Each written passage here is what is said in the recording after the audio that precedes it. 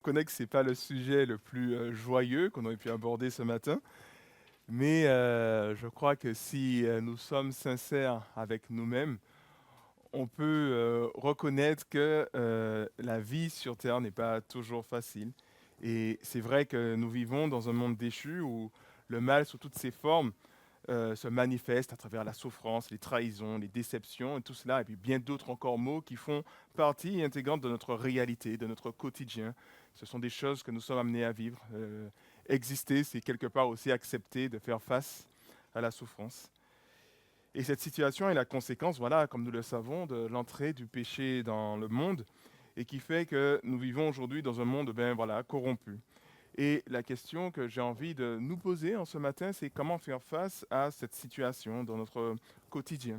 Comment ne pas reproduire aussi ce mal qui est déjà ambiant, comment résister, comment justement être vainqueur sur ce mal également. Comment ne pas non plus céder au désespoir lorsqu'on constate des situations difficiles, des situations de souffrance. Voilà, comment trouver la force d'avancer, de garder espoir malgré la souffrance. Alors, c'est vrai que les chants que nous avons chantés ce matin nous rappellent aussi une piste de réflexion assez intéressante aussi, nous rappeler comment nous pouvons aussi avancer dans ce monde. Je vous propose à mon tour qu'on puisse réfléchir à tout cela en étudiant le chapitre 3 du livre d'Esther. Je vous invite à suivre la lecture avec moi des 6 premiers versets. Quelque temps après ces événements, l'empereur Xerxès éleva en dignité Aman, fils de Hammédatha, du pays d'Agag. Il le promut au rang de premier ministre et lui donna ainsi la prééminence sur tous les ministres de son gouvernement. Par ordre de l'empereur, tous les fonctionnaires impériaux en poste au palais devaient s'agenouiller et se prosterner sur son passage. Mais Mardochée ne s'agenouillait pas et ne se prosternait pas devant lui. Ses collègues lui demandèrent: pourquoi désobéis-tu à l'ordre de l'empereur? Tous les jours, ils lui disaient cela, mais Mardochée ne les écoutait pas. Finalement, ils signalèrent la chose à Aman pour voir si Mardochée s'en tiendrait à ses paroles, car il leur avait dit qu'il était juif. Quand Aman eut constaté que Mardochée ne s'agenouillait pas et ne se prosternait pas devant lui, il devint furieux. On lui avait appris à quel peuple Mardochée appartenait, et il jugea trop insuffisant de porter la main sur Mardochée seulement. Il résolut donc d'exterminer tous les Juifs, compatriotes de Mardochée, qui se trouvaient dans tout l'empire de Xerxès. Voilà, ici s'arrête notre lecture dans un premier temps. Alors, c'est vrai que nous avons vu la fois dernière l'ascension d'Esther devenant impératrice et Mardochée, lui, qui avait déjoué, un fonctionnaire de l'Empire, qui avait déjoué des plans qui visaient l'assassinat de l'empereur. Et contre toute attente, il n'a pas été récompensé pour cela. Et comme je l'avais dit la fois dernière, c'est d'autant plus étonnant lorsqu'on sait que dans la culture de cet empire, il y avait vraiment un point d'honneur qu'on mettait à honorer les personnes qui rendaient des services bien spécifiques à l'empereur. Et Mardochée entrait vraiment dans ce cas de figure. Et donc finalement, il se retrouve à la même position sans avoir été récompensé, honoré par rapport à cela. Cela n'empêche que cela a été enregistré dans les registres de l'Empire et ça aura une répercussion, ça aura une conséquence sur la suite de l'histoire.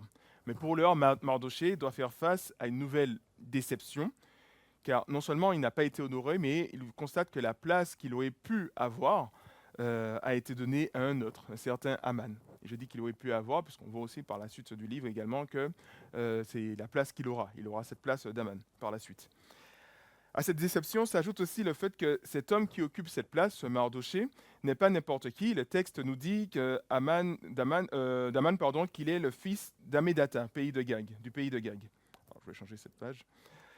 Et on peut, à travers cette description, donc Aman, fils d'Hammédatha du pays de Gag, on peut voir à travers cela l'appartenance d'Aman au peuple amalécite.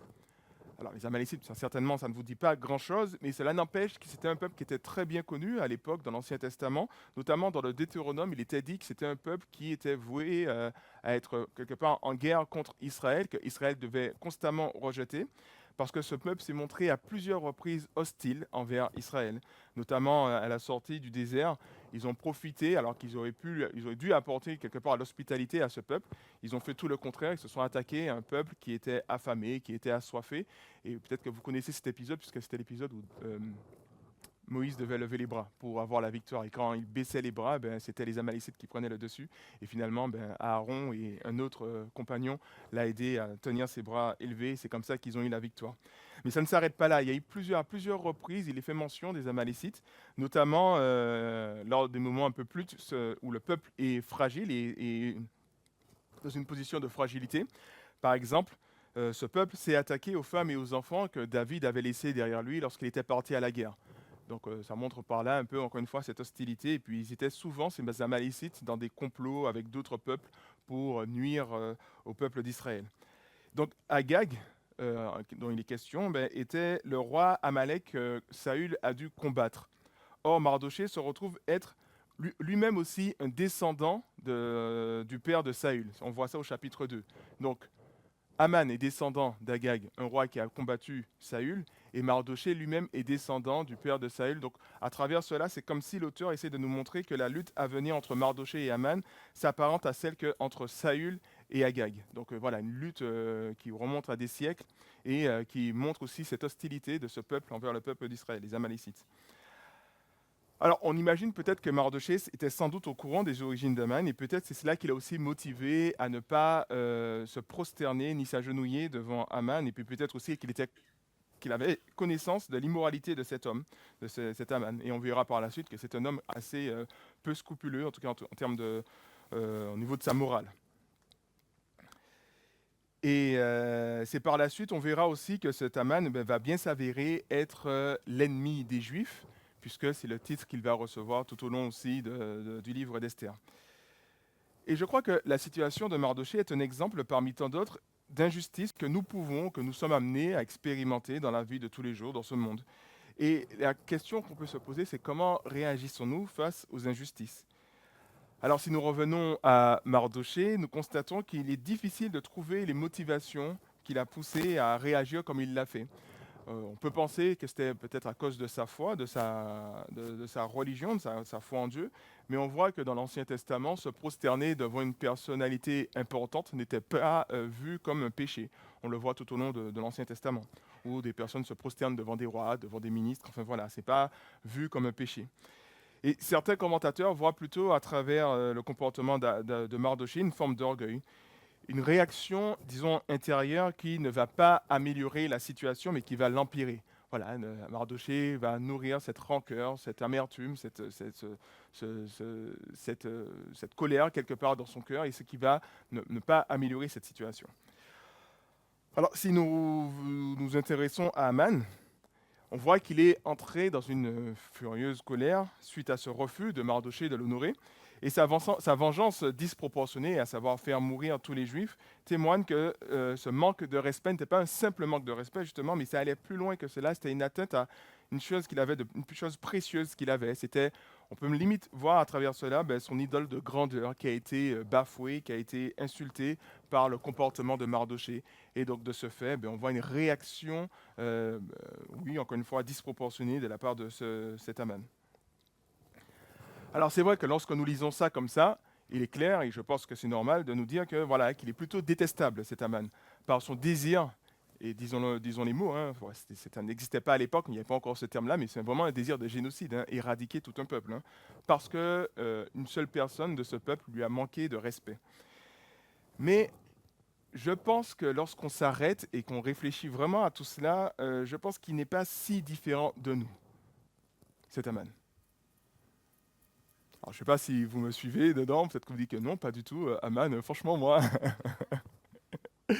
Et je vois dans vos regards voilà, que vous ne me suivez pas et que vous me dites plutôt, Xavier, on te laisse seul avec ta conscience parce que nous, franchement, ça ne nous parle pas, on n'a rien à voir avec cet Aman. Mais en fait, j'ai envie de dire, ce que je veux dire par là, c'est que assez naturellement, l'être humain a tendance à répondre à une blessure par une blessure encore plus grande. Ce principe de réponse disproportionnée, c'est un principe qu'on retrouve malheureusement dans la vie de tous les jours. Et il s'applique à la hauteur de ce que nous pouvons faire, en fait, à la hauteur de nos capacités, de nos pouvoirs. notre pouvoir. Excusez-moi.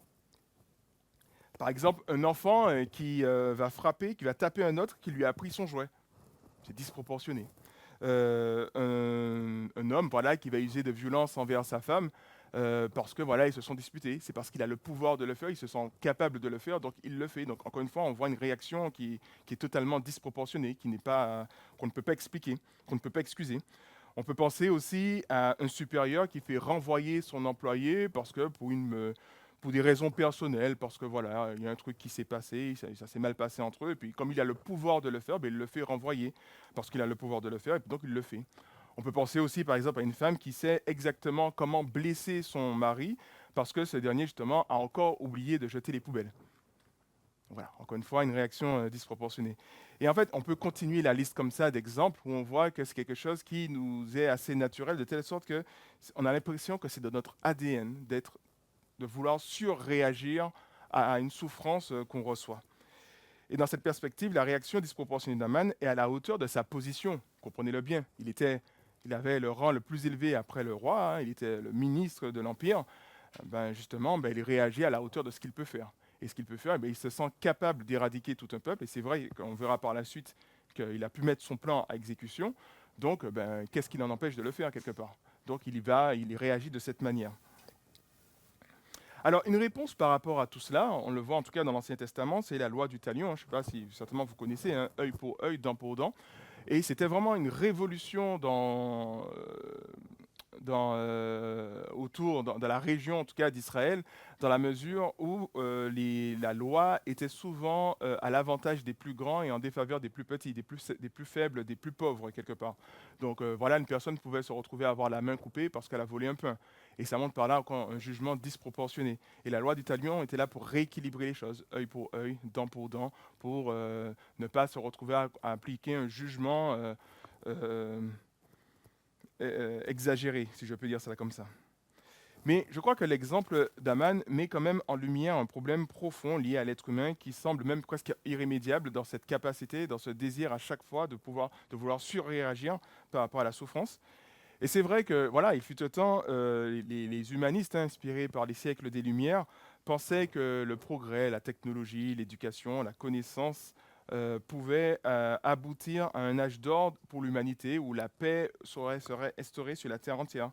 Parce que justement, ce qui manquait aux hommes, c'était une forme d'éducation, une forme de progrès, d'être civilisé quelque part. Alors c'est vrai qu'aujourd'hui, après les deux guerres mondiales, dans ces pays civilisés, dans ces pays qui prônaient cet âge d'or, cet optimisme a beaucoup diminué et est devenu même minoritaire. Parce qu'on réalise que ce n'est pas à force de progrès qu'on va devenir de meilleures personnes. Et puis aujourd'hui, on constate aussi qu'il y a une forme de, de renouveau quelque part dans le fait de se montrer être dominant dans les relations géopolitiques. Si vous suivez un peu la géopolitique, vous voyez un peu cela, un rapport de force entre le plus fort qui profite du plus faible. Et ce qui avait aussi d'intéressant par rapport à tout cela, ce qui est d'intéressant, c'est que lors notamment des procès suite à la Seconde Guerre mondiale, on avait vraiment l'impression que ces personnes, ces nazis qui ont commis ces exactions, ces crimes, on avait l'impression que c'était des monstres et qu'ils n'étaient pas comme n'importe quel être humain. Mais lors des procès, lorsqu'on va étudier ces personnes, on verra que ce sont des hommes ordinaires, des hommes qui agissaient comme des hommes et des femmes, qui agissaient un peu comme tout le monde, qui aimaient, qui savaient se montrer voilà, aimants envers leur famille, fidèles envers leurs amis. C'était des gens qui nous ressemblaient quelque part. Et ça montrait par là que si on avait l'idée de se dire que les monstruosités sont réalisées par des monstres, mais on réalisait que les monstruosités pouvaient se faire par des personnes ordinaires également. Il suffisait simplement d'avoir les bonnes circonstances. Tout ça pour montrer, encore une fois, que cette réaction d'Aman reflète ce que nous pouvons voir, mais à la hauteur de ce que nous pouvons faire. On n'est pas tous des ministres qui avons ce pouvoir, mais ici, une personne a un pouvoir assez important, il peut se retrouver à agir de manière disproportionnée, comme je le disais. Et la question que je nous pose, c'est et si nous contribuons tous à ce monde hostile, ne serait-ce qu'à cause de notre manière de réagir par rapport au mal? Et si nous étions par nos propres forces incapables de renverser cette tendance, le cours des choses? Et est-ce que si nous étions incapables de nous empêcher, de nous venger à la hauteur de ce que nous pouvons faire? Alors je vous propose de laisser cette question en suspens pour l'instant. On va revenir là-dessus, mais plutôt je vous propose de continuer la lecture et de voir ce que Haman fera, comment il va s'y prendre pour pouvoir mettre son plan à exécution. Verset 7.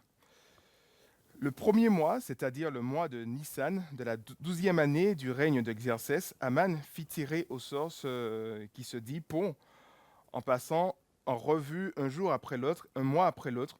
Le sort tomba sur le 12e mois, qui est le mois d'Adar. Okay. Puis Haman alla dire à l'empereur Xerxès, il y a répandu parmi les peuples dans toutes les provinces de ton empire un peuple qui est inassimilable. Leurs lois sont différentes de celles de tous les autres peuples. Ils n'obéissent pas aux lois impériales. L'empereur n'a aucun intérêt à les laisser en paix. Si l'empereur le veut bien, que l'on rédige un édit ordonnant leur extermination et je pèserai 10 000 pièces d'argent que je remettrai aux fonctionnaires impériaux pour qu'ils les versent dans les caisses de l'empereur. Alors l'empereur ôta son anneau du doigt et le remit à Haman, fils d'Ammédatha d'Agag, l'ennemi des Juifs. Alors, excusez-moi, je voulais juste m'assurer que je suis... Voilà, ok, l'ennemi des Juifs, excusez-moi. Où est-ce que j'en suis? Voilà, verset 11. Puis, il faut changer de slide alors. Attendez, non. Il manque... Oh, j'ai pas lu le verset 11, pardon, excusez-moi. Voilà. Puis l'empereur dit à Haman, je te laisse de l'argent et je te livre ce peuple, fais-en ce que tu voudras. Le 13e jour du premier mois, on convoqua les secrétaires impériaux et sur l'ordre d'Haman, ils écrivirent aux satrapes de l'empereur, aux gouverneurs de chaque district et aux ministres de chaque peuple. Les documents furent rédigés selon le système d'écriture des différentes provinces et dans la langue de chaque peuple. Les messages furent écrits au nom de l'empereur Xerxès et scellés du sceau impérial. Les lettres furent portées par les coureurs dans toutes les provinces de l'Empire pour ordonner de massacrer, de tuer et d'exterminer les Juifs, jeunes et vieux, enfants et femmes, en un seul jour, à savoir le 13e jour du 12e mois, qui est le mois d'Adar, et de piller leurs biens. Alors, oui, voilà. Le texte de l'édit devrait être promulgué comme loi dans chaque province et porté à la connaissance de tout le peuple pour que chacun se tienne prêt pour le jour fixé. Les coureurs partirent en hâte par ordre de l'empereur. Le décret fut aussitôt publié dans la citadelle de Suse. L'empereur et Haman s'installèrent pour boire tandis que dans la ville de Suse, régnait la consternation. Alors, afin de mener à bien son funeste plan, Haman s'assure d'avoir l'approbation, dans un premier temps, des forces cosmiques, des divinités perses. Et par ce tirage au sort, en fait, on voit une manipulation un peu magico-religieuse, et il cherche à avoir justement la faveur de ces divinités perses. Et notons que ce verset est particulièrement intéressant, car si jusque-là, l'auteur utilisait, pour se référer aux dates, utilisait le calendrier perse, pour se référer. Par exemple, on le voit au chapitre 2, verset 6, c'est le calendrier perse. Vous savez qu'il y a différents calendriers selon les civilisations. Mais il utilisait le calendrier perse. Cette fois-ci, pour parler de cet événement, il utilise le calendrier juif. Et il parle du mois... de plus, le mois où Haman décide de tirer au sort la date de destruction du peuple de Juifs est le mois Nissan. Alors ça ne nous dit pas grand-chose d'entendre cela. On dit le mois Nissan, ça ne me dit rien. Mais cela n'empêche que pour un Juif qui lisait cela, il comprenait que le mois Nissan, c'est le mois où on célèbre la Pâque. Et ça, ce n'est pas anodin, je crois. C'est le mois de cette célébration de la Pâque juive. C'est comme si l'auteur nous donne un indice de ce que Dieu fera pour ce peuple. Mais nous reviendrons là-dessus un peu plus tard. Je vous propose plutôt d'avancer. Donc on retient cela, que c'est le mois de la Pâque que Haman décide de choisir la date d'exécution de son plan. Et on retient par là que ce n'est pas un détail à oublier. Alors après s'être assuré d'avoir l'approbation des divinités perses, Haman cherche maintenant celle du roi. Et puis pour ce faire, il va utiliser une arme qui est redoutable. Et cette arme redoutable, c'est de dire un mensonge, mais saupoudré de quelques vérités. Parce qu'en effet, ce peuple avait ses propres lois, avait son propre fonctionnement, comme celle de la loi du talion, par exemple, qu'on ne retrouvait pas chez les autres peuples. Mais c'était un mensonge de dire que ce peuple n'obéissait pas aux lois impériales. On peut se rappeler même de la missive du prophète Jérémie qui encourageait les Juifs déportés à vivre en paix dans la ville, dans la localité, là où ils étaient. donc à respecter les lois du lieu où ils étaient situés, de la ville où ils habitaient. Et il est frappant aussi de voir comment le roi accepte une demande scandaleuse avec une telle désinvolture, avec un détachement. Voilà, Aman lui parle de l'extermination de tout un peuple, et puis lui, il lui remet l'anneau, on sent qu'il est un peu presque flegmatique dans sa façon de réagir. On a l'impression que Aman ne lui parle pas d'extermination de peuple, mais lui parle d'une loi pour réguler, par exemple, le prix des cacahuètes. On aurait pu se dire que voilà, une loi comme ça, ben, il est un peu détaché, désintéressé. Mais en fait, on voit que c'est plutôt une loi plutôt grave, hein, l'éradication de tout un peuple. Et c'est vrai que le livre d'Esther ne cesse de nous rappeler comment le pouvoir a tendance à corrompre les hommes, à les rendre despotiques et indifférents vis-à-vis des autres. C'est comme si ces hommes qui ont le pouvoir sont hors sol, sont détachés de la réalité. On l'avait déjà vu avec l'idée en défaveur des femmes, hein, à cause de la désobéissance de Vashti, au chapitre 1. Il y avait cet édit qui a été promulgué, qui était à désavantage des femmes. Maintenant, le même procédé est appliqué pour tout un peuple à cause d'une interaction fâcheuse avec un seul homme. Donc on voit un peu, encore une fois, ce côté où les dirigeants sont totalement insensibles, sont totalement déconnectés de la réalité des uns et des autres. Et c'est vrai que c'est un reproche qu'on peut toujours entendre jusqu'à aujourd'hui, hein, concernant nos dirigeants, des fois, qui ne connaissent pas la réalité du peuple français, qui sont un peu détachés, déconnectés.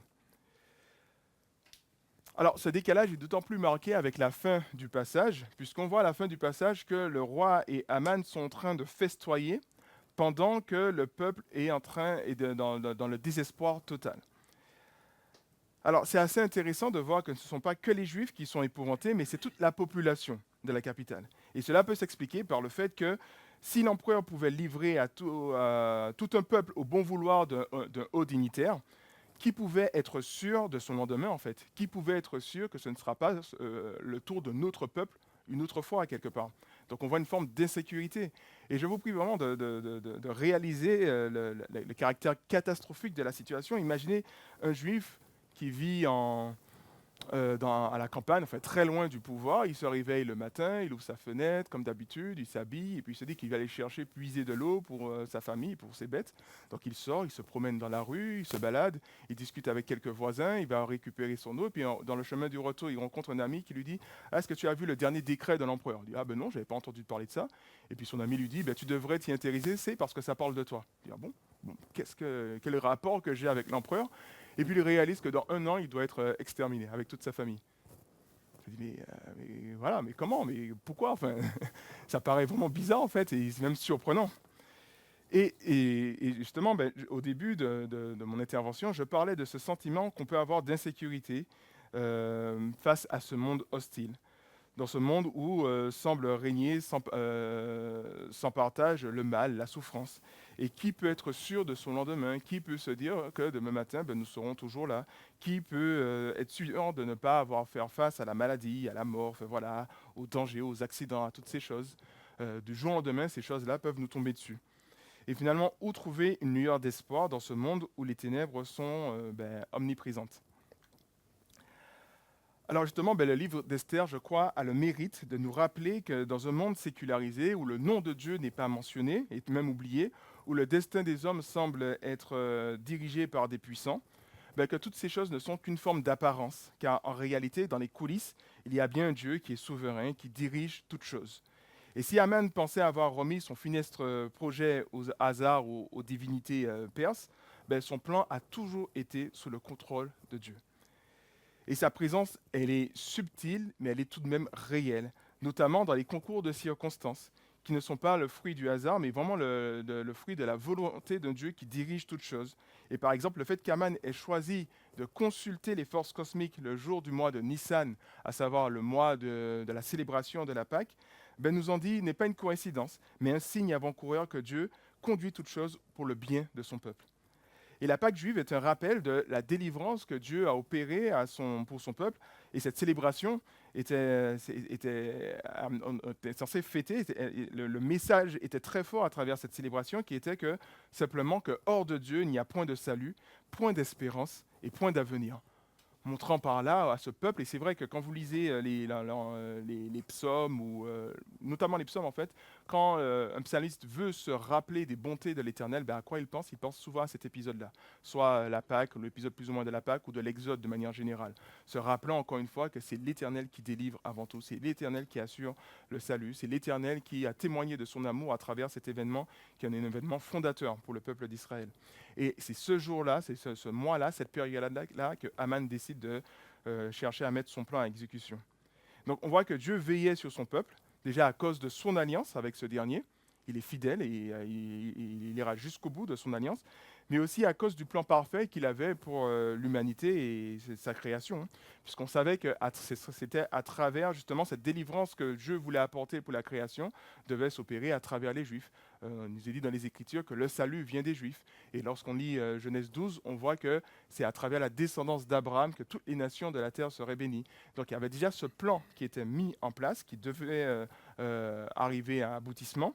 Et donc de ce fait, Dieu veille sur son peuple et ne permet pas qu'il puisse être éradiqué.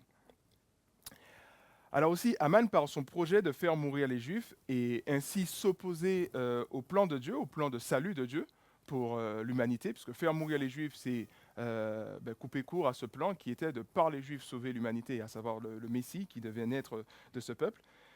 Aman s'inscrit justement dans la lignée des hommes de la descendance du serpent qui combat l'Éternel et la descendance de la femme, à savoir la descendance de la femme, ceux qui ont placé leur foi en Dieu.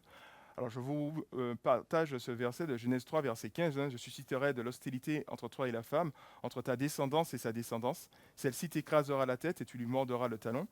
Alors pourquoi je vous partage cela? Parce que c'est une lutte perpétuelle qui existe depuis la chute, où on retrouve deux humanités. Il y a la descendance du serpent qui est hostile à la descendance de la femme, et la descendance de la femme, c'est la descendance de ceux qui mettent leur foi en Dieu. Et donc de ce fait, Aman, par sa façon d'agir, se présente comme un descendant du serpent dans l'objectif de bloquer le plan de Dieu. Et puis cette lutte s'est répétée tout au long de l'histoire, en passant de Caïn à Abel jusqu'à aujourd'hui nos frères et sœurs qui sont persécutés dans leur chair, dans cette situation, où on voit que tous ceux qui s'opposent à Dieu, tous ceux qui font le jeu du diable, tous ceux qui se comportent de manière hostile à Dieu, se retrouvent dans cette descendance du serpent. Ils se retrouvent, si on prend un terme plus du Nouveau Testament, à faire l'œuvre de l'Antichrist. L'Antichrist qui est là pour bloquer l'œuvre de Dieu. Mais Dieu avait promis, justement, par rapport à cela, on le voit déjà dans ce passage, Dieu avait déjà promis cette victoire, avait promis son champion, Jésus-Christ, qui viendrait combattre pour son peuple, écraser la tête du serpent, et écraser en même temps ses œuvres, et remporter une victoire définitive et décisive par rapport à tout cela. Et c'est important de nous rappeler que Aman veut se comporter en ennemi, mais dès la Genèse, on sait que la victoire était déjà annoncée par Dieu. Et puis maintenant, aujourd'hui, on voit que cette victoire a eu lieu il y a 2000 ans de cela, avec la venue de Christ. Et cette victoire est la nôtre si nous plaçons notre foi en Jésus et si nous détachons des œuvres du serpent pour accomplir les œuvres de Dieu. Et je précise cela, nous détacher des œuvres du serpent pour nous accrocher, pour accomplir les œuvres de Dieu.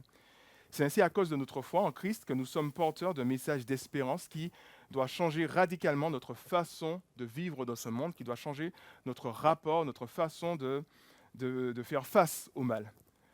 Notre foi en Christ nous permet de supporter l'injustice quand il y a impossibilité, par exemple, d'obtenir réparation. Car cette injustice ne sera pas le dernier mot. Et quand je dis impossibilité d'obtenir réparation, c'est vrai que si on peut passer par un tribunal, oui, faisons-le, mais on peut subir une injustice, par exemple, au sein de la famille.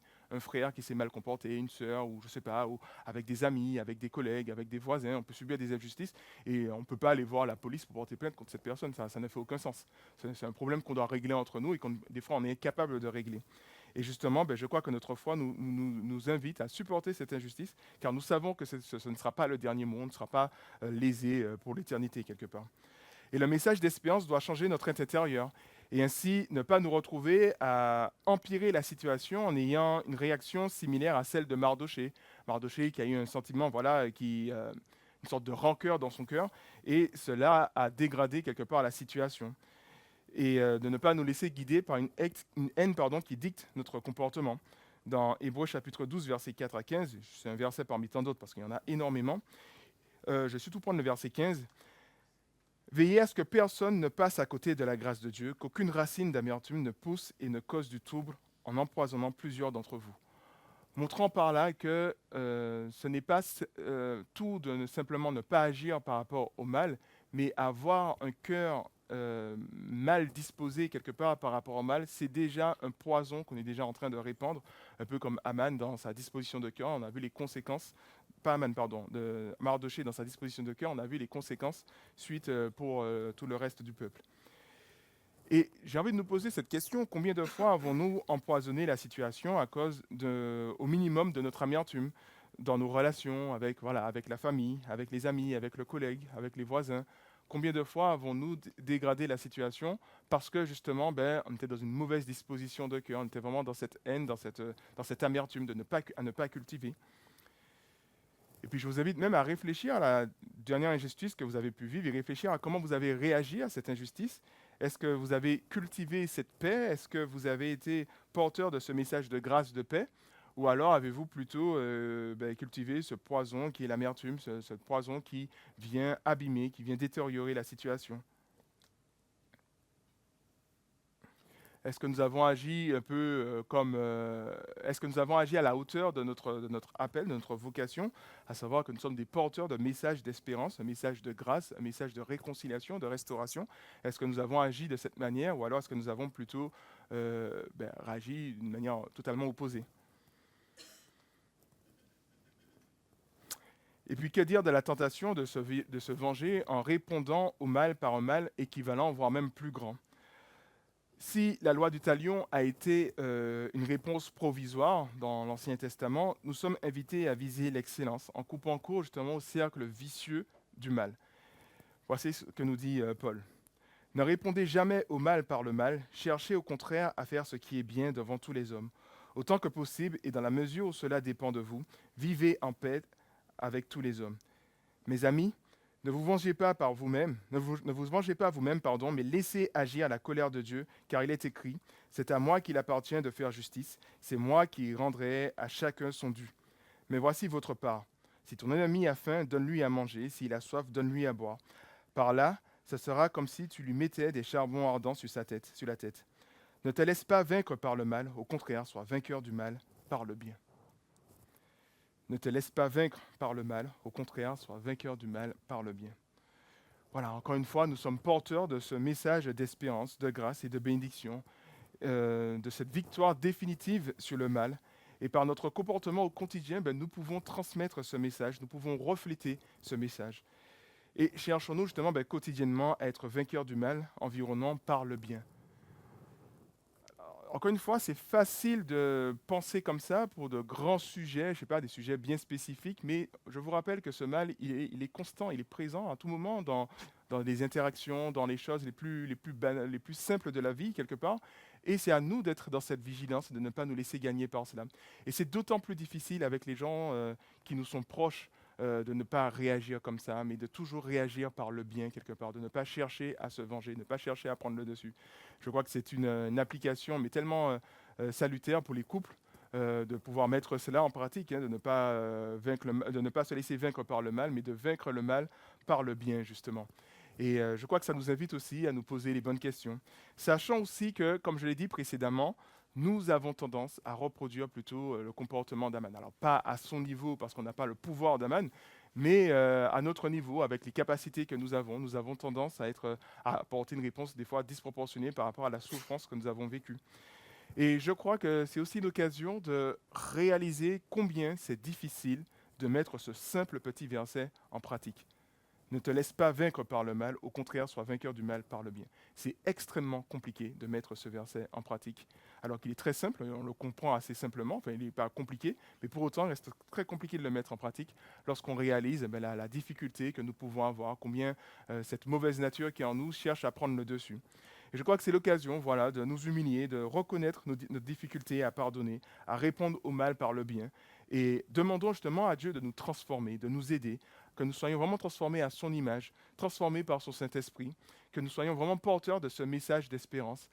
Cette Pâque dont il est question, plus ou moins question dans ce livre au chapitre 3, rappelle la victoire définitive sur le mal, mais nous sommes porteurs de ce message. C'est à nous de le véhiculer par notre façon de vivre, par notre façon de faire face à la méchanceté, à la souffrance, au mal de manière générale. Alors en conclusion, ce chapitre 3 du livre d'Esther nous rappelle combien voilà, le mal il est omniprésent dans notre monde.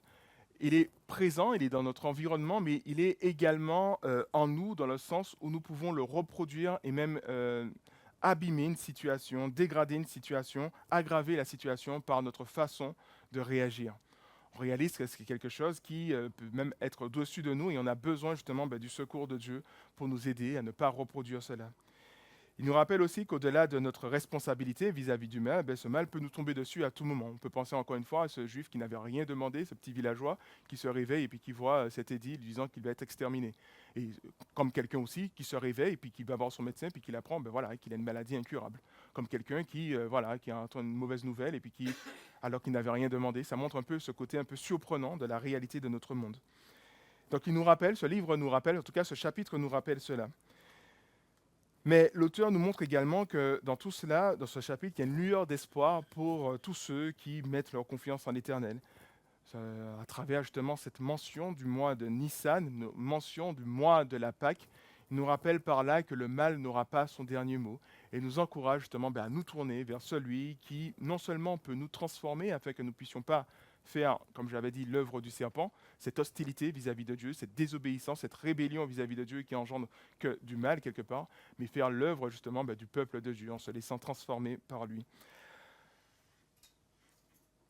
Voilà, nous sommes, à travers ce petit récit, je voulais vraiment vous encourager à nous faire prendre conscience que nous sommes appelés à vaincre le mal, non pas en se laissant, encore une fois, vaincre par le mal, mais en étant vainqueur, en accomplissant le bien, vaincre le mal par le bien. Je vous invite à prier. Nous te remercions, Seigneur notre Dieu, pour qui tu es, pour ce que tu accomplis, pour ta parole, pour ta façon dont tu t'es révélé à nous. Et puis, encore une fois, pour cette espérance que tu nous donnes. Tu nous rappelles que tu as vaincu, que tu es victorieux et que tu nous offres cette victoire. Tu nous rappelles, tu nous montres une autre façon de vivre, une autre façon de procéder. Tu nous dis que nous sommes cette nouvelle création lorsque nous venons à toi. Et nous ne nous comportons plus comme le nous du passé, mais nous apprenons à t'imiter, à imiter le Christ, à nous comporter comme lui, à agir, aimer comme lui. Je te remercie pour cela. Je te remercie parce que c'est vrai que ce chapitre nous rappelle la noirceur de ce monde, mais nous rappelle aussi que tu es là, que tu es au contrôle, et il y a largement de quoi espérer, il y a largement de quoi se mettre en action et véhiculer ce message d'espérance, que ce soit par la proclamation de l'Évangile, mais par notre façon de vivre l'Évangile, par notre façon de couper court à tous ces mécanismes de méchanceté, d'injustice, de souffrance, de toutes ces choses qui viennent nous faire tant souffrir, Seigneur. Et tu nous donnes la capacité de pouvoir surmonter cela, de pouvoir ne pas nous laisser vaincre par le mal, mais de vaincre le mal par le bien. Alors dans ta grâce, Seigneur, nous qui avons entendu ce message, je te prie pour nous, je te prie que tu puisses jeter un regard favorable sur nous, voir nos faiblesses, voir notre incapacité à pardonner, à avoir cet élan d'amour, voir notre facilité à voir la paille dans l'œil de l'autre et ne pas voir la poutre qui est dans notre œil, voir notre facilité à notre difficulté à manifester le même pardon que toi tu nous as manifesté, Seigneur. Et en ce matin, c'est l'occasion de te demander à nouveau d'intervenir, de nous transformer, de nous aider à t'honorer dans notre façon de vivre, de nous aider à être ces messagers d'espérance, ces messagers de messages d'espoir, ces messagers de ceux qui annoncent la victoire définitive du bien de Dieu sur le mal, sur le péché, sur la mort. Donc aide-nous à vivre cela au quotidien, aide-nous à être en phase avec cette vocation, avec cet appel que nous avons reçu. Aide-nous à ne garder courage, à ne pas nous laisser abattre par le mal environnant autour de nous, par les injustices, les souffrances. Et rappelle-nous qu'un jour tu interviendras, un jour tu feras totalement justice, un jour tu viendras restaurer toutes choses et aide-nous à garder notre espoir, à garder nos regards fixés vers ce jour futur et que ce jour futur aussi, encore une fois, puisse guider notre présent dans notre façon d'interagir avec ce monde. Je t'ai prié au nom de Jésus et c'est pour ta gloire. Amen.